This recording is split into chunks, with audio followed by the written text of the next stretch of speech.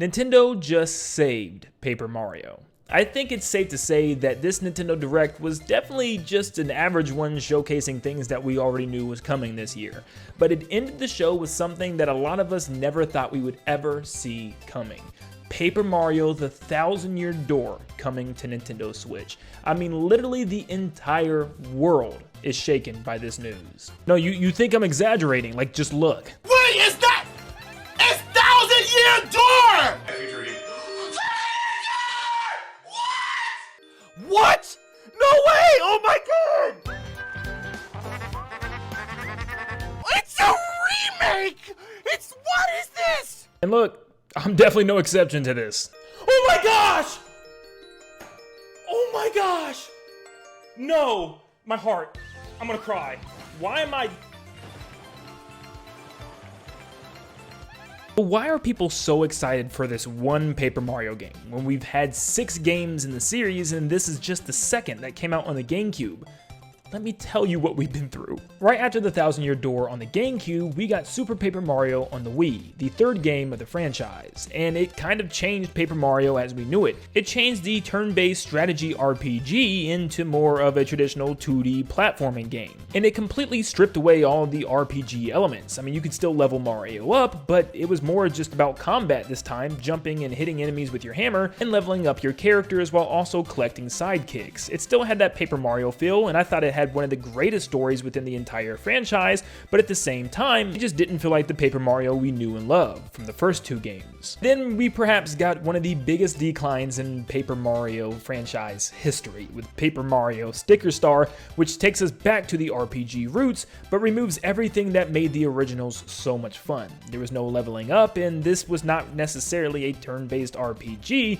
You didn't really have moves, you had stickers, which were your moves, which had no incentive to fight or do really anything in this game, because if you just had the right stickers that you found in the overworld, you were pretty much good. And yeah, it was kind of lackluster. There was no original enemies or characters or bosses or anything like that. It stuck with characters that we've been seeing for multiple years now and would forever poison the franchise. This tradition would continue from the 3DS to the Wii U to Paper Mario Color Splash, where once again, we don't get really any original characters. All Toads look exactly the same with just different colors. You have basic enemy types that you've seen once again through every single Mario game, and the combat is still just as bad. Instead of stickers this time around, you have playing cards, which work pretty much the exact same way, which just makes it super easy to beat if you have really powerful cards. Then for the Nintendo Switch a couple years later, we get Paper Mario: The Origami King, and everybody was praying that finally they would go back to the Paper Mario that everybody really wanted.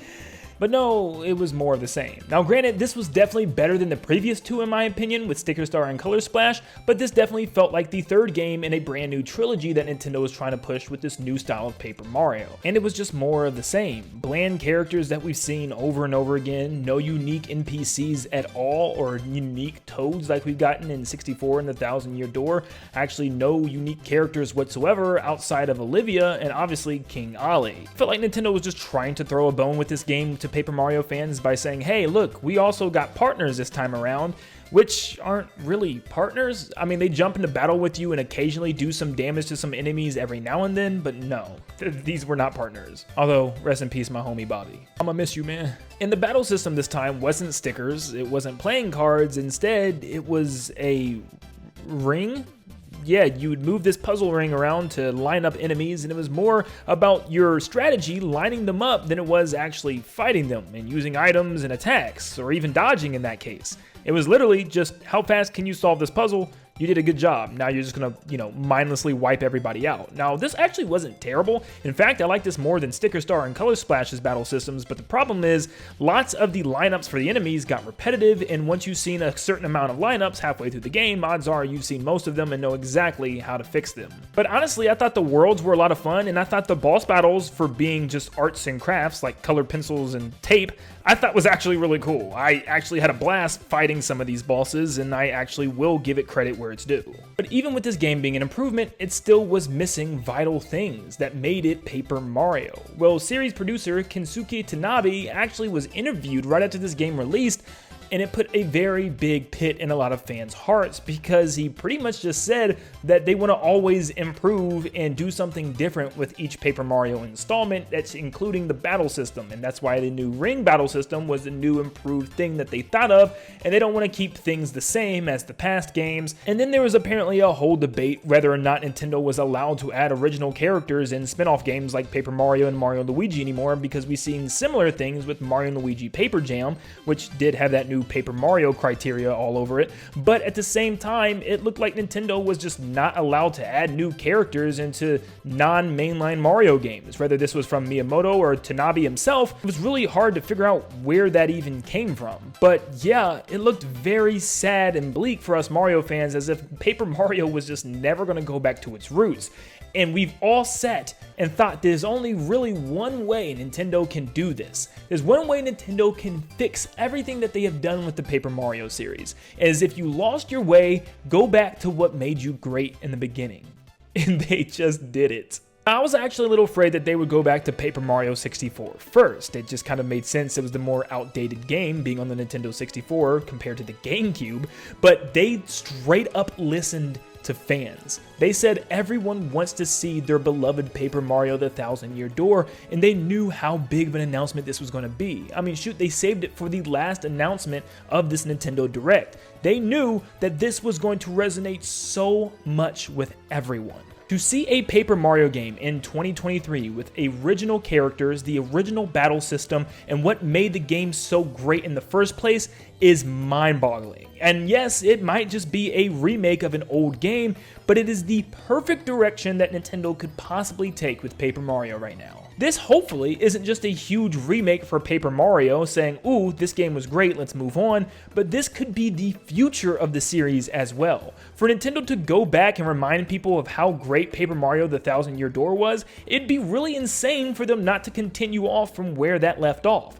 Pick back up from Paper Mario the Thousand-Year Door and make future Paper Mario games within that style, and Nintendo will finally have a great series back again. For those that truly wanted the Paper Mario the Thousand-Year Door sequel, we could actually be getting one now far in the future based off of this game as well, which is so exciting. But let's talk about the game itself, because Nintendo has decided not only to bring this game back, which they could have just done in HD, but they decided to completely remake the game and make brand new graphics and models for all the characters and worlds, and even remix the music. Nintendo went the full extra mile here. This is fan service to the core, and even looking at this game, you can tell that it is made with so much love, and it just feels like a different direction than where they were going with Sticker Star, Color Splash, and Origami King. It doesn't feel anywhere near those games, even with the art style. I mean, there was a very good chance they could remake the Thousand-Year Door,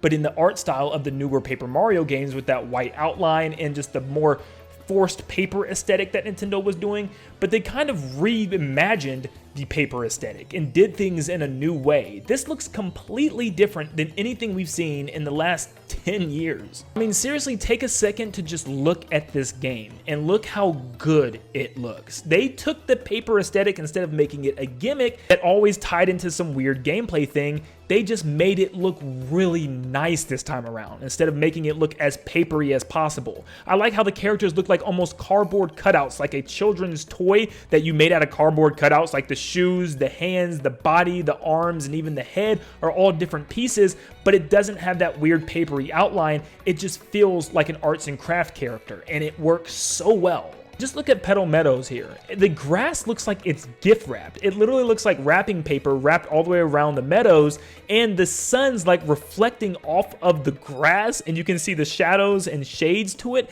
It looks so good. How the grass also kind of pours off the ledges like they're pieces of scrap paper, and it just shows that Nintendo can make a game look so good with the Paper Mario art style while also still having that battle system that works. I like how some of the three-dimensional objects just look like they were made and built and designed in real life and then put into this game. Like, look at these boxes, how they're built almost like they were a 3D print where you can fold the piece of paper together to build a box. You can see the little grooves and edges and lines in between them, like the imperfect lines and everything. It just looks so good. I even love the new animation now when you start a battle sequence, how the trees and environment just kind of folds onto the stage and everything pops up like a pop-up book and all the characters come running to their seats to watch the battle just like the original. I mean, it's just so good. There's so much love and charm put into this, and even like the little reflections in the stage, it's seriously perfect. And the battle system, oh, it's so perfect again. It's simple. You have your attacks with your jump and your hammer, and you have your partner's attacks. That's all you need. And to defend, you have your regular block and your super guard, which is so perfect. This is Paper Mario. For those of you that never played Paper Mario the Thousand Year Door or a Paper Mario game in general, you might not understand just how massive this is for us Paper Mario fans and for the future of the series. This could finally fix Paper Mario and bring it back to its roots that fans have wanted for over a decade now. And I'm not gonna lie to you, it still doesn't feel real. Just watching this gameplay footage right now, making this video, is just the most surreal thing ever. So I'm not gonna lie to you, I'm still kind of emotional just looking at this game. Paper Mario the Thousand Year Door is real, and it's coming next year. And hopefully this is now gonna spawn some true Paper Mario sequels in the future. But there's only one question. How in the world did Nintendo get away with this again?